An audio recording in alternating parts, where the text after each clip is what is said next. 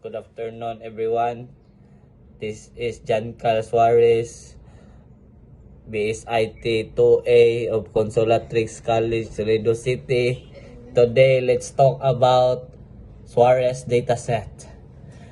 This is my imports and importing the libraries, import pandas, import about